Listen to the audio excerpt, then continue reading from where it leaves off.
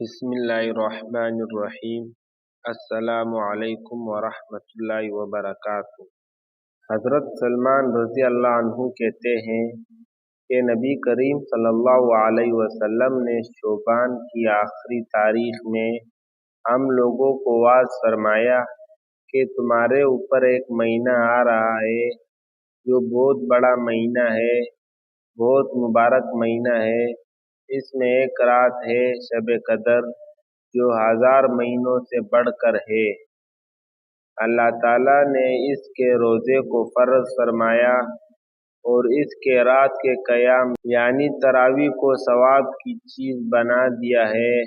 جو شخص اس مہینے میں کسی نیکی کے ساتھ اللہ کا قرب حاصل کرے، ایسا ہے جیسا کہ غیر رمضان میں فرض کو ادا کیا، اور جو شخص اس مہینے میں کسی فرض کو ادا کرے وہ ایسا ہے جیسا کہ غیر رمضان میں 70 فرض ادا کرے۔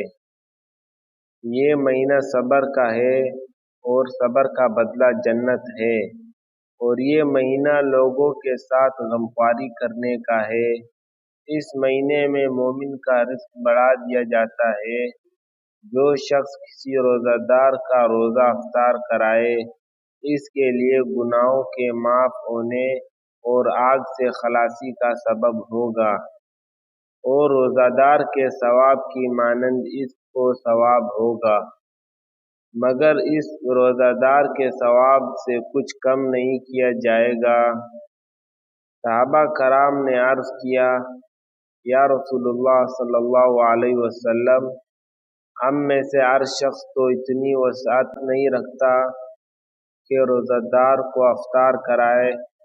تو آپ صلی اللہ علیہ وسلم نے فرمایا کہ پیٹ بھر کر کھلانے پر موقوف نہیں، یہ ثواب تو اللہ جل شانہ ایک کھجور سے کوئی افطار کرا دے، یا ایک گھونٹ پانی پلا دے، یا ایک گھونٹ لسی پلا دے، اس پر بھی مرمت فرما دیتے ہیں۔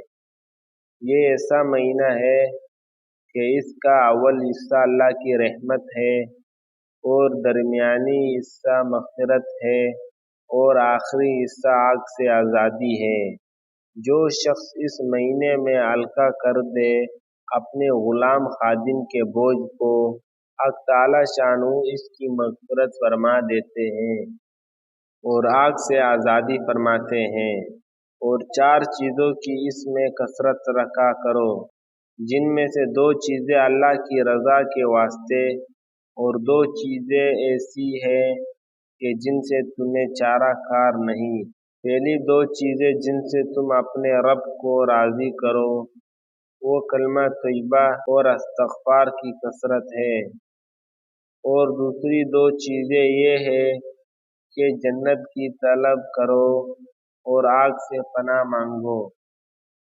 جو شخص کسی روزہ دار کو پانی پلائے، حق تعالی قیامت کے دن میرے حوض سے اس کو ایسا پانی پلائیں گے جس کے بعد جنت میں داخل ہونے تک پیاس نہیں لگے گی۔ تمام مسلمان بھائیوں سے گزارش کرتا ہوں کہ ویڈیو کو لائک، شیئر اور سبسکرائب ضرور کریں۔ جزاک اللہ خیر۔